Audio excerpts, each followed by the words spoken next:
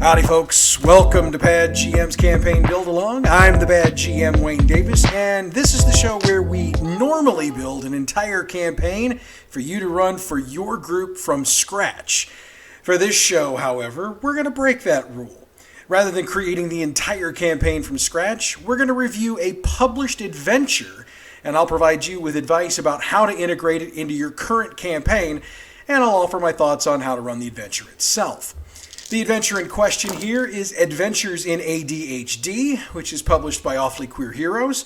It's designed to work with Dungeons & Dragons 5th edition and is set up for a group of 4 to 5 characters of 5th to 6th level. So, if you're running a D&D campaign at present, or if you're considering running one in the future, I highly recommend Adventures in ADHD for your group.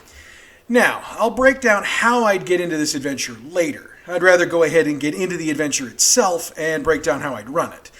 And I realize this should go without saying, but this adventure, which I'll reference portions of directly from time to time, is the intellectual property of Awfully Queer Heroes, and we're utilizing it today for entertainment purposes only.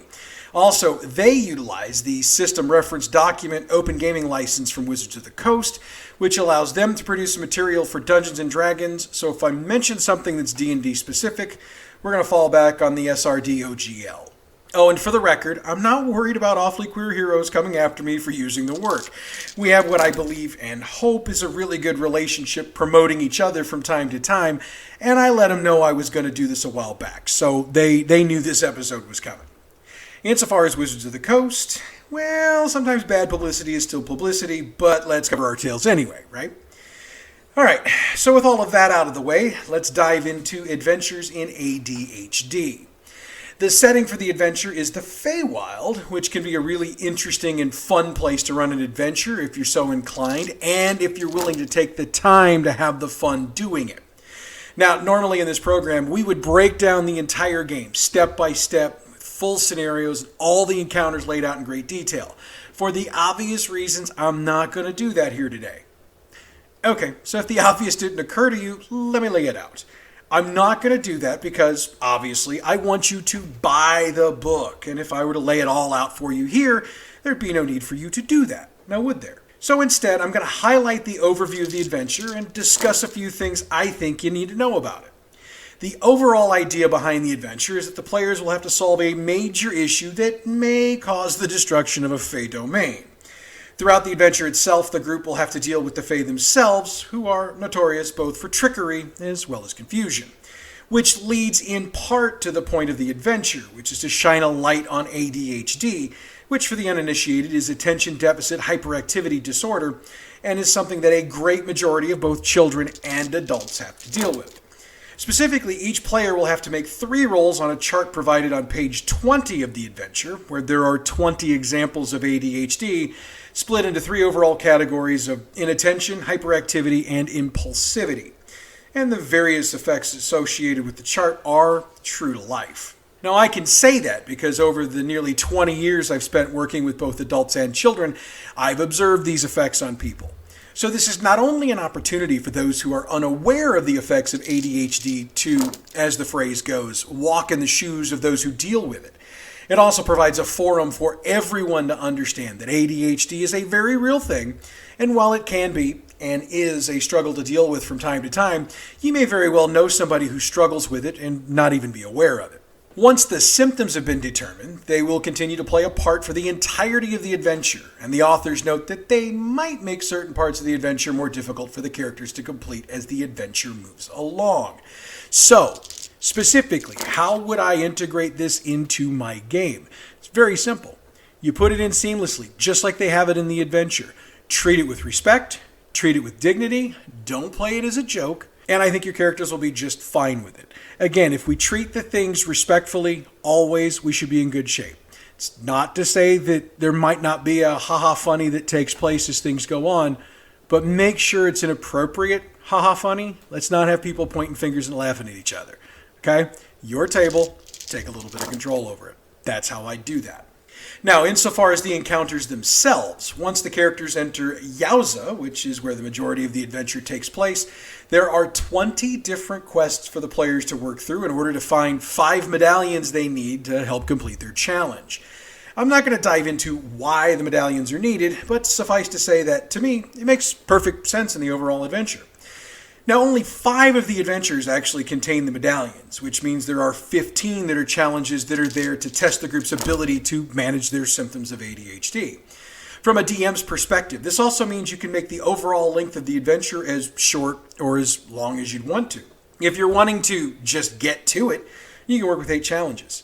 I say 8 because they don't start finding folks with information, i.e. medallions, until they've completed 3 challenges. So you'd need to use 3 of the non-medallion challenges before introducing the 5 that have them. Or, if you're like me, you can have your group go through all of them. Now, why would I do that? 2 reasons. 1, this adventure is very well written, and I like the challenges and the way they're laid out. So why not give them all a shot? 2, my group likes the challenge of the adventure itself. So the more challenges I put out there for them to try, the more fun they tend to have. And I should note that this adventure isn't necessarily about combat. It's presented as a very mental, very role-play heavy adventure, which is supposed to be a challenge for the role-playing muscles of your group. Now that doesn't mean there isn't any combat, because some of the challenges straight up require combat. That combat, though, is forced upon the players, rather than the players mindlessly marching through killing things in a dungeon. And while most published adventures provide wandering monsters, this adventure presents wondrous distractions. These are events that are specifically designed to distract the group from their mission, and they will really mess with the characters who have certain effects of ADHD. And the distractions and encounters that are random, because there are some encounters in Limbo that are random, those don't necessarily involve combat either. Now, once the group has acquired the 5 medallions, there's a ritual they have to perform in order to cross over to deal with the ultimate issue, which I'll leave as a surprise, especially considering I intend to run this adventure for my group at some point, and most of them listen to the show. Needless to say, when they cross through the barrier they need to cross through, there's basically a ticking clock, and the group has a bunch of things they need to accomplish in order to complete their mission. Of course, your group will find a way to succeed, and all will end well. And in my opinion, that's the point of any adventure. Your group succeeding against all the odds, and everyone continuing on with their lives. Now, I said there is a ticking clock. When you read through the adventure, especially when you get to the tail end, you'll see how many things need to be accomplished, what order they need to be accomplished in order to accomplish the overall task. Literally, if you want, you can put a ticking clock on it. Because, like with my group, they will spend 25 minutes thinking about something that's going to take literally 10 seconds to do. So if you put a ticking clock on it, now you're forcing them, rather than sit there and try to talk out and find the optimum solution, now you're forcing them into action. Best way to do that, if you've got one of those little sand timers from a board game, you can use those. Hourglass, that's what it is, those mini hourglasses. Why do I call it a sand clock? Or if you want, you can literally throw the timer feature up on your smartphone, set it for 5 minutes, 10 minutes, whatever, set it out on the table. When that goes off, they have to give you a decision. I think that proves to be a little more challenging for players because now it forces them, rather than sit there and argue out every possibility, now we got to lay out, okay, what are the possibilities? Okay, which ones are the ones we agree with the most? Okay, now between these, which one do we want to do? Period, underline, end of statement. Kind of forces the action along a little bit, and it forces the decision-making and role-playing to come a little bit quicker. Nothing wrong with that at all. I like doing it. There are other GMs that like doing it, but if it's not your style and you don't like doing it, don't use it. I think that's one of the number one things I say on this show all the time. You do what works best for you, what makes you comfortable. Okay, so by now you might be asking, why put ADHD into the game? Now that's a question that's better answered by the authors, but for me, I mentioned my thoughts on the subject a few minutes ago, but let me do a role-playing history style deep dive for just a minute. ADHD is a condition that affects about 6.1 million children in the United States, according to the CDC. 3 out of every 4 children who deal with it are receiving treatment for it, and those treatments typically include some sort of medication. Now, I know I said something about adults with ADHD earlier, and the stats I've seen put the worldwide percentage of adults with ADHD at about 2.9%. Now, that might not sound like much, but let's do a little math. And I don't math well, so I had to run the calculator a bunch of times to get it right. Just stay with me. The current world population is about 7.79 billion people. 2.9% of that is 225,910,000 people. To put that into perspective, the current U.S. population is 334,805,269. Yeah, it's a difference of right about 9 million. Now, I realize I'm mixing my populations between the world and the U.S., but if you look at the worldwide numbers and think about how many people live in the U.S., again, you're looking at a 9 million person difference. In other words, more than 80% of Americans would have ADHD if all of those numbers were in one country. And while that's not the actual truth, my point is that ADHD is far more prevalent than you might believe. And my numbers only include those who've been diagnosed or identified with ADHD. Most mental health professionals believe the overall numbers are significantly higher than what I've provided here. Oh, and for the record, my day job is working as a mental health professional, so this is one of those things I can actually speak about from a position of some knowledge. I basically said all of that to say this. To have an adventure that makes something like ADHD part of the focus of the game itself teaches the players not only to have some respect and empathy for those who deal with it on a daily basis, but if you were to run it for younger gamers, with the way it's laid out, I would definitely consider doing that. It also provides them with the understanding that it's okay to admit they have ADHD, or to admit that they have any issue that they need help with, without feeling shame. So even if the adventure was subpar, and it's not by any means, I would still recommend it highly. Okay, so with the adventure itself completed, what else comes with this book? The appendices of the adventure are chock full of good stuff, and I'd note for the record, you could lift any or all of these and put them into any game, and I think they'd fit pretty well. There's a new subclass provided for each of the core classes in 5th edition D&D, as well as new spells for your spellcasters.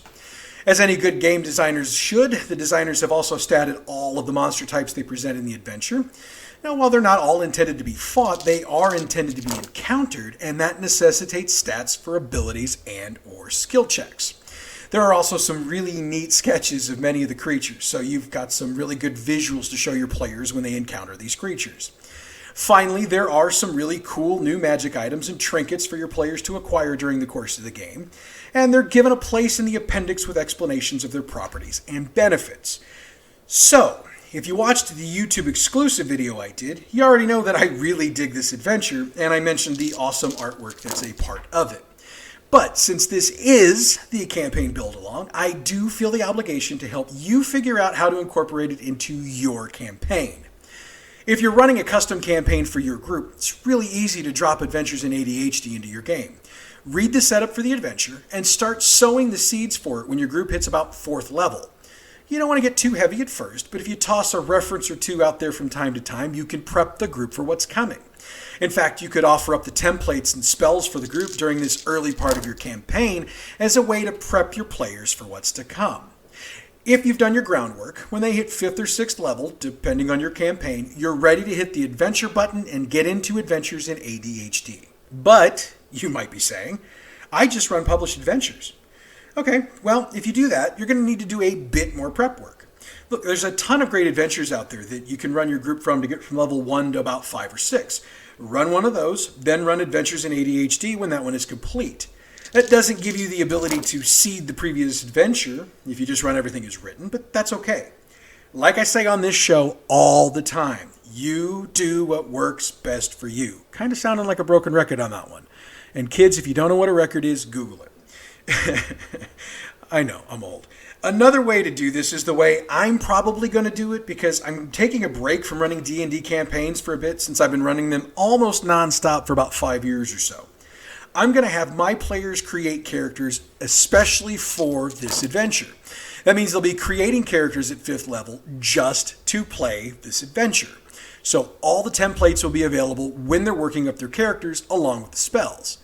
Some might call that cheating, but I've done this more than once and I feel that sometimes it's the best way to do it, especially if you're using a different system from the one you're using as a bit of a break.